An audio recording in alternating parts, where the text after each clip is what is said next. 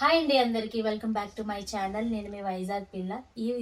ఈ వీడియోలో 16 వారాల పూజ ఎలా చేసుకోవాలని చాలామంది నాకు ఇన్స్టాగ్రామ్లో అండ్ యూట్యూబ్లో కూడా కామెంట్స్ చేస్తున్నారనమాట.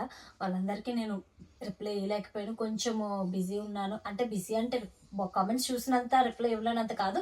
ఒక వీడియో చేసి పెడితే ప్రతి ఒక్కరికి కూడా అర్థమవుతుంది కదా.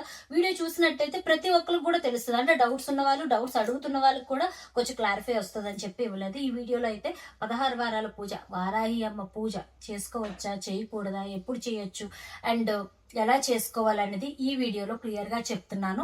వీడియో అయితే స్కిప్ చేయకండి, ఎండ్ వరకు చూడండి. అండ్ మన ఛానల్లోకి ఎవరైనా వచ్చినట్టయితే సబ్స్క్రైబ్ చేసుకొని బెల్ ఐకాన్ ఆన్లో పెట్టుకోండి. నేను చేసిన పూజ వీడియోస్ అవనివ్వండి, ఏ వీడియోస్ అయినా అవనివ్వండి, మీకైతే మాత్రం తొందరగా చేరుకుంటాయి అనమాట. అండ్ మీ డౌట్స్ అన్నిటికీ కూడా ప్రతి ఒక్కరికి క్లారిఫై అయితే చేస్తాను. 16 వారాల పూజ గురించి ఈ వీడియోలో అయితే అదే చెప్పాలనుకుంటున్నాను. ఏం లేదు, చాలా సింపుల్. చాలా మంది అడుగుతున్నారు, అక్క ఉపవాసం ఉండాలా శుక్రవారం అని అడిగారు. శుక్రవారం ఉపవాసం ఉండాల్సిన అవసరం లేదు. వారాహి అమ్మ పూజకి నువ్వు మార్నింగ్ అంటే ఏ పూజకైనా, పూజ సాయంత్రం అవనివ్వండి, పూజ మధ్యాహ్నం అవనివ్వండి, పూజ ఉదయాన్నే అవనివ్వండి, ఎప్పుడైనా సరే పూజ చేసిన రోజు సూర్యాస్తమయానికి ముందే లేవండి. లేచి తలస్నానం చేసి, అంటే 5 గంటలకు లేచి తలస్నానం చేసి నార్మల్గా దీపారాధన చేసేసుకోండి. మంచిగా ముందు రోజు లక్షవారం రాత్రి ఇల్లు శుభ్రం చేసేసుకోండి. ఎంగిలి గిన్నెలు ఉంచకండి, బట్టలు ఉంచకండి, ఇల్లంతా శుభ్రంగా మొత్తం అంతా దేవుడి గది కూడా నీట్గా పెట్టుకోండి. తెల్లవారు లేవండి, ఒక్కసారి తడిబట్ట పెట్టేసి ఇల్లు తలస్నానం చేసేసి గుమ్మ ముందు ముగ్గులు గట్ట పెట్టుకొని మంచిగా అమ్మవారికి నార్మల్గా ఒక పండు కానీ, వడపప్పు బెల్లం కానీ, బెల్లం ముక్కైనా పెట్టి ఒక మట్టి ప్రమిదిలో అయినా, ఇత్తడి ప్రమిదిలో అయినా, వెండి ప్రమిదిలో అయినా, దేంట్లోనైనా దీపారాధన మామూలుగా చేసేసుకోండి. ఉదయం తెల్లవారు లేచిన తర్వాత మీ పళ్ళన్నీ చేసుకోండి. కానీ ఆ రోజు నాన్ వెజ్ తినద్దు, నాన్ వెజ్ ఇంట్లో వండద్దు. నాన్ వెజ్ తిన్న వాళ్ళు ఎవరైనా ఉన్నట్టయితే బయట తినమని చెప్పండి.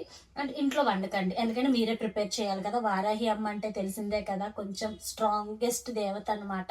అందుకోసమని చెప్తున్నాను. అండ్ తెల్లవారు మిగతా పళ్ళన్నీ మీరు చేసుకోండి. ఉల్లిపాయ తినకండి. మార్నింగ్ బ్రేక్ఫాస్ట్ అంటే మనము టిఫిన్ చేస్తాం కదా, ఆ టైంలో ఫ్రూట్స్ కానీ పాలు కానీ తాగేసి ఉండిపోయి మధ్యాహ్నం పప్పన్నం తినేసి నైట్కి మళ్ళీ ఫ్రూట్స్ కానీ లేకపోతే ఇడ్లీ కానీ, ఉప్మా కానీ, ఏదైనా సరే టిఫిన్ ఏదైనా చేసేసేయండి. అల్పాహారం అనమాట. పూజ అయిన తర్వాత ఇది ఉపవాసం అని అడుగుతున్నారు కదా, వాళ్ళకి నేను చెప్తున్నాను. ఒంటి పూట భోజనం అవుతుంది కదా, అందుకోసమని. ఉపవాసం ఉంటాను అక్క, నేను స్ట్రాంగ్ అక్క, పర్వాలేదు అక్క అనుకున్న వాళ్ళకైతే ఒకటైతే చెప్తాను. ఏంటంటే మీరు ఎంత ఉపవాసం ఉన్నా సరే పాలు కానీ, మజ్జిగ కానీ, పళ్ళు కానీ, అంటే తినకుండా ఉన్న వాళ్ళు ఉంటారు, కటిక ఉపవాసాలు చేసిన వాళ్ళు. ఇది 16 వారాల పూజ, 1-2 వారాలు కాదు కదా, 16 వారాలు కూడా చేసుకుంటాం అనుకున్న వాళ్ళు మాత్రం మంచిగా పొట్టిపొట్టు భోజనాలు చేసుకోండి. చాలా మంచిది. ఇప్పుడు రాబోయేది సమ్మర్. ఈ సమ్మర్లోని హెల్త్ చాలా, అంటే అందరం ఒకలా ఉండవు. అలా చెప్పి బీపీలు, షుగర్లు, లో బీపీలు, ఇంకా ఒకటి కాదు, అందరికీ హెల్త్ ఇష్యూస్ అనేవి ఉంటాయి. కొత్త హెల్త్ ఇష్యూస్ తెచ్చుకోకండి. పూజల కోసం మంచిగా తినండి, మంచిగా పూజ చేసుకోండి. ఆ రోజు మాత్రం నాన్ వెజ్, వెల్లుల్లి, ఉల్లిపాయ జోలికి వెళ్ళకండి. ఇంట్లో నాన్ వెజ్ వండకండి. మంచిగా ఉదయం నుంచి సాయంత్రం వరకు దేవుడు భక్తిలో, ఆ ఆరాధనలో ఉండండి. వారాహిమాత ఆరాధనలో ఫోటో పెట్టుకోవచ్చు అని అడుగుతున్నారు. ఫోటో హ్యాపీగా పెట్టుకోవచ్చు. మీరు ఈ సైడ్లో చూసుకుంటున్నట్టయితే మీ అందరికీ తెలిసిందే, నా ఇంట్లో నా దేవుడి గదిలో ఏముందో ఏం లేదని ప్రతి ఒక్కరికి తెలిసిందే. నేను ఎస్పెషల్లీ ఎవరికి ఏమీ చెప్పక్కర్లేదు. వారాహి అమ్మ నా ఇంటికి వచ్చి ఈ ఆగస్ట్ మనకి వారాహి నవరాత్రులు వస్తాయి కదా, ఆషాఢ మాసంలోని, అప్పటికి అమ్మ నా ఇంటికి వచ్చి 3 సంవత్సరాలు పూర్తయిపోద్ది. 4వ సంవత్సరం వస్తున్నట్టు అనమాట. అంతే, 3 సంవత్సరాలు పూర్తయిపోయి 4వ సంవత్సరం వస్తున్నట్టు ఆవిడ మా ఇంటికి వచ్చనమాట. అలానే ఉన్నారు, అక్కడే ఉన్నారు. నాకు అంత మంచిగా జరుగుతుంది. ఆవిడని ఎప్పుడు నా దుర్గమ్మతో సమానంగా, నా అయ్యవారులతో సమానంగా ఆవిడని నేను పూజించుకుంటున్నాను అనమాట. ఆవిడ కోసం 16 వారాలు పూజలు చేశాను లాస్ట్ ఇయర్ ఇంకా స్టార్ట్ చేయాలి. ఇయర్ ఎండింగ్లో మళ్ళీ, అంటే మనకి ఆషాఢ నవరాత్రులు వస్తాయి కదా, అవి కంప్లీట్ అయిపోయిన తర్వాత నేను స్టార్ట్ చేసుకుంటాను. మళ్ళీ నాకు అనిపిస్తే స్టార్ట్ చేసుకోవాలని ఎప్పుడైనా నేను స్టార్ట్ చేసుకుంటాను.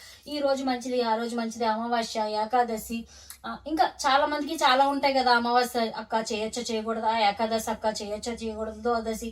శుక్రవారం మీరు స్టార్ట్ చేయాలి అనుకుంటే స్టార్ట్ చేసేయండి. స్టార్ట్ చేసిన తర్వాత 3 వీక్స్ మాత్రం ఎట్టి పరిస్థితుల్లో కూడా గ్యాప్ రాకూడదు.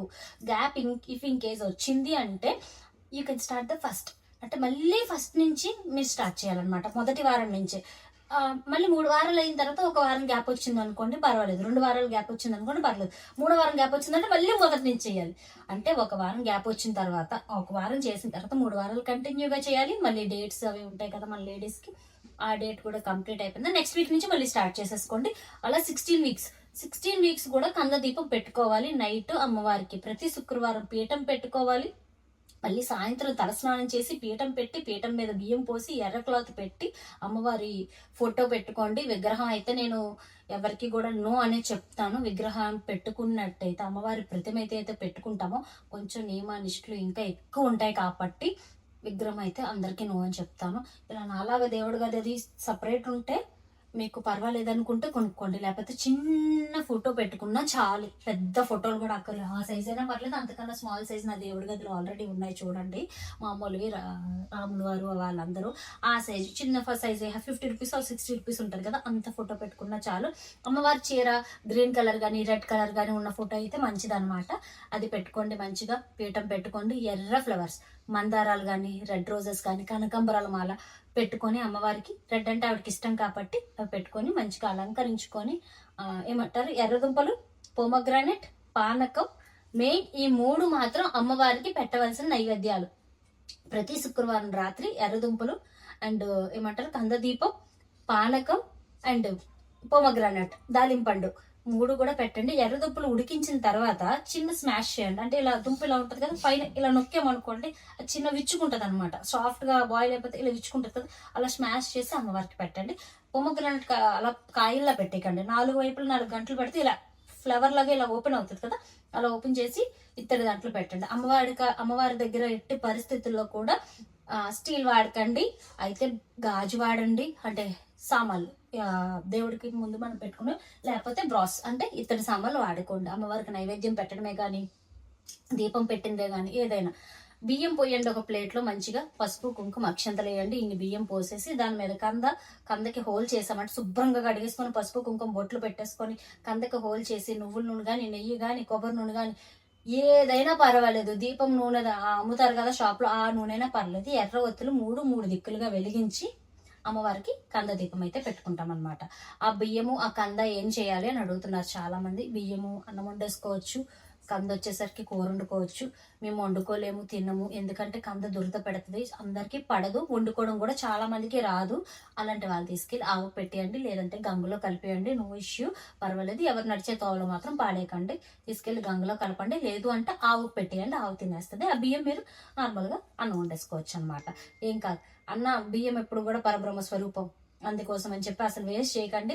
నేను ఇప్పుడు పీట మీద వేసిన బియ్యమే అవ్వనివ్వండి, అమ్మవారికి ఫ్లవర్ లోటస్ లో వేస్తాను కదా, అన్నపూర్ణమ్మకి అందరికి చిన్న చిన్న ప్రమిదల్లో పెట్టుకుంటాను కదా, వాటి లోపల బియ్యం వేస్తాను కదా, అవి నేను మార్చుకుంటాను కదా, వీక్లీ వన్స్ మార్చేస్తాను. ఎవ్రీ బుధవారం అందరివి మార్చేస్తాను అనమాట బియ్యం. అవి మర్నాడు ఆ రోజుగా రాత్రికి కానీ మర్నాడు ఉదయానికి కానీ సపరేట్ గా పెట్టుకుంటాను, బియ్యం కుండలో కలిపేయకుండా, బియ్యం డ్రమ్ లో కలిపేయకుండా. అవి వేరేగా నేను అన్నం వండేసుకుని ఆ రోజు మేము అందరం తినేస్తాం అనమాట. అయిపోయింది కదా, నైవేద్యమే కదా. అండ్ దేవుడికి ప్రసాదం కావాలి అనుకుంటే వారాహి అమ్మకి మీరు నార్మల్గా ఏదైనా పరమన్నం కానీ, లేదు వరి నూకతో చేస్తాం కదా, ఏదైనా నైవేద్యం ఒక నైవేద్యం పెట్టుకోండి. లేదు అన్నా సరే పర్వాలేదు, ఇవన్నీ పెడతాం కాబట్టి వడపప్పు బెల్లం కూడా పెట్టేసి దీపారాధన చేసుకోండి. వినాయకుడు ఆరాధన చేసుకుంటారు ఫస్ట్, లాస్ట్లో అమ్మవారికి నార్మల్గా 16 దీపాలు పెట్టాలా, 16వ వారం 16 కందలు పెట్టాలా, 16 మందికి భోజనాలు చెప్పాలా, ఇవి ఏవి లేవమ్మా. ఇది అలాంటిది ఏం కాదు. హ్యాపీగా మీరు అలా చేసుకోండి, నార్మల్గా చేసుకోండి. పూజ ఎప్పుడు ప్రతి వారం నేను ఇప్పుడు ఎలా చేసుకుంటున్నాను అలాగే మీరు ప్రతి వారం కూడా శుక్రవారం రాత్రి వారాహి అమ్మకి పూజ చేసుకోండి. మన వీడియోస్లో ఆల్రెడీ వారాహి అమ్మ పూజలు వీడియోలు ప్రతి ఒక్కటి ఉంటుంది అనమాట. ప్రతి ఒక్కటి క్లియర్ అండ్ డీటెయిల్గా అప్డేట్ ఉంటుంది. ఒకసారి బ్యాక్కి వెళ్ళి ఛానల్లోకి వెళ్ళి చెక్ చేయండి, మీకు అన్ని క్లారిటీ వచ్చేస్తాయి. ఈ వీడియోలో ఇన్కేస్ ఏమైనా మీకు డౌట్స్ ఉన్నవి తెలియకపోతే ఆ వీడియోస్లో అయితే క్లియర్గా ఉన్నాయి. ప్రతి వారంది కూడా అప్డేట్ ఇచ్చాను అనమాట, అది ఒకసారి చెక్ చేయండి. అండ్ వచ్చేసరి ఇంకోటి ఏంటంటే 16వ వారం పూజకి పూజ కంప్లీట్ అయిన తర్వాత నైట్ పూజ చేసుకుంటాం కాబట్టి శనివారం తెల్లవారు వెళ్ళి బ్రాహ్మణునికి స్వయం పాకం ఇచ్చి వస్త్రదానం చేసిన వాళ్ళు చేయండి. లలిత మనకి ఇక్కడ వారాహి అమ్మ గుడి ఎక్కడైనా ఉంటే వెళ్ళండి, లేదు కాబట్టి లలితాదేవికి అయినా సరే మనము చీర అనేది చూపించుకోవచ్చు అనమాట. లలిత అమ్మవారు రూపమే కాబట్టి, ఆవిడ ఆగ్రహం నుంచి వచ్చిన వారాహి అమ్మవారే కాబట్టి హ్యాపీగా మీరు తీసుకెళ్లి లలితమ్మకి మంచిగా చీర సారీ అయినా పెట్టుకోవాలనుకుంటే మీరు పెట్టుకోవచ్చు. బ్రాహ్మణునికి అయితే మాత్రం స్వయం పాక దానం శనివారం 16 వారాలు కంప్లీట్ అయిన తర్వాత ఇవ్వండి. ఓకే, 16వ వారం రాత్రి అమ్మవారికి స్వయం తాంబూలం పెట్టండి. స్వయం తాంబూలం అంటే చీర, జాకెట్, తాంబూలం, గాజులు, బొట్టు, కుంకుమ, పసుపు, ఇంకా మీ ఇష్టం. మన ఆడవాళ్ళు ఏమైతే పెట్టుకుంటామో అన్ని పెట్టి ఒక ముత్తైదును పిలిచి ఆవిడ వారాహి అమ్మ కింద భావించి అంటే ఎవరో వచ్చారే చేశారు కాదు, బయట నుంచి అయినా పర్లేదు, ఇంట్లో అమ్మ అయినా పర్లేదు, అక్క అయినా పర్లేదు, అత్త అయినా పర్లేదు, ఎవరైనా పర్వాలేదు, పిలిచి కాలు కడిగి పసుపు రాసి తీసుకొచ్చి మంచిగా కూర్చోబెట్టండి, అక్షంతలు ఇవ్వండి. ఆవిడ దండం పెట్టుకున్న తర్వాత ఆవిడ స్వయం తాంబూలం ఆవిడకి ఇవ్వండి. అంటే మన పూజలప్పుడు కంప్లీట్ అయినట్టుగా.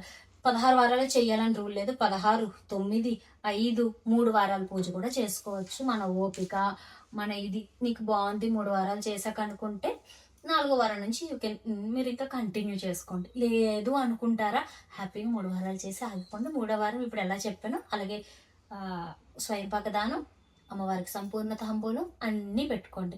ఇంకొకటి చెప్తున్నాను, శుక్రవారం బ్రహ్మచర్యం పాటించండి, నేల మీద పడుకోండి, మంచిగా ఉండండి. వీలైతే హస్బెండ్ పిల్లల చేత కూడా ఆ ఒక్కరోజు అట్లీస్ట్ దండం పెట్టుకోమని చెప్పండి. కొంతమంది సపోర్ట్ చేయరు, ఈ రోజుల్లో ప్రతి ఒక్కరు సపోర్ట్ చేస్తున్నారు. దేవుడు అంటే అందరికీ భక్తి బాగానే పెరిగింది కాబట్టి వాళ్ళు కూడా మీకు సపోర్ట్ చేస్తారు.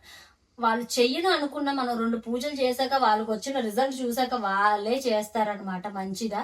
అదైతే నేను ఒప్పుకుంటాను. మా వారికి కూడా పూజలంటే 2 అడుగులు వెనక్కున్న అతను కూడా ఇప్పుడు నాతో పాటు చేస్తారు, అష్టోత్తరాలు చదువుతారు, మంచిగా చేసుకుంటాం అనమాట ఇద్దరం. నేనైతే ఒక్క బుక్ కూడా దేవుడి దగ్గర కూర్చొని చదవను, ఎందుకంటే ఆయన చదువుతారు అష్టోత్తరాలన్నీ మంచిగా. మా పంతులు గారు మా ఆయన అనమాట, చక్కగా చదువుతారు. అంటే వాళ్ళకి కూడా అలవాటు అవుతూ ఉంటది. నా పక్కన ఎప్పుడు మా వారు కంపల్సరీ కూర్చొని పూజ చేసుకుంటారు. ఇద్దరం కలిసి చేసుకుంటే, దంపతులు ఇద్దరు కలిసి చేసుకుంటే వాళ్ళ అన్యోన్యత బాగుంటది, లైఫ్ లాంగ్ ఎప్పుడు హ్యాపీగా ఉంటారు. ఎలాంటి కలహాలు ఏవైనా ఉన్నా సరే పోతాయి. నా దృష్టిలో అయితే మాత్రం హ్యాపీగా ఉండాలి, ప్రతి ఒక్కరు కూడా హ్యాపీగా ఉండాలి. అదే నా ఇది. పిల్లలు ఆరోగ్యంగా, వాళ్ళు ఆరోగ్యంగా క్షేమంగా, వాళ్ళు బయటికి వెళ్ళి క్షేమంగా ఇంటికి వస్తే చాలు మనకి, అంతకు మించి ఇంకేమీ అక్కర్లేదు. అదే కోట్ల ఆస్తితో సమానం నా దృష్టిలో అయితే. నేను అదే కోరుకుంటాను. మనసులో ఎటువంటి దురుద్దేశాలు లేకుండా, ఎటువంటి భయాలు పెట్టుకోకుండా చేసుకోవాలి అనుకున్న వాళ్ళు హ్యాపీగా 16 వారాలు వారాహి అమ్మ పూజ చేసుకోండి, హ్యాపీగా చేసుకోండి. దీంట్లో ఎటువంటి ఆటంకాలు కూడా ఎదురవ్వవు, ఎందుకంటే ఇక్కడ నుంచి ఏ థాట్స్ కూడా పెట్టుకోకపోతే ఎటువంటి ఆటంకాలు కూడా ఎదురవ్వవు అనమాట. మంచిగా పూజ స్టార్ట్ చేయాలనుకున్న వాళ్ళు ఈ వీకెండ్ చేసుకోండి, నెక్స్ట్ వీకెండ్ చేసుకోండి. అష్టమి తిథి కలిసి వస్తే చాలా మంచిది. అది ఒక్కసారి ఏ శుక్రవారం అష్టమి తిథి కలిసి వచ్చిందంటే ఆ రోజు చేసుకోండి, ఇంకా మంచిది అనమాట. నా పూజలు అయితే కంప్లీట్ అయ్యే వారాహి అమ్మకి హ్యాపీగా అయిపోయింది. ఎప్పుడైనా నాకు చేసుకోవాలనిపించింది అనుకోండి, పక్కన ఇంకో పీఠం పెట్టేస్తాను. లాస్ట్ వీక్ చేసుకున్నాం కదా, బిఫోర్ లాస్ట్ వీక్ అలా అనమాట. ఇంకో పీఠం పెట్టుకుని అమ్మని దించేసుకుంటాను. ముగ్గురికి ఒకసారి మళ్ళీ సాయంత్రం పూజ అయిపోద్ది అనమాట. ఇంకా ఒకసారి స్టార్ట్ చేసిన తర్వాత మీకు కూడా అనిపిస్తుంది ఈ వారం అమ్మకి చేసుకుంటే బాగుందని చెప్పేసి.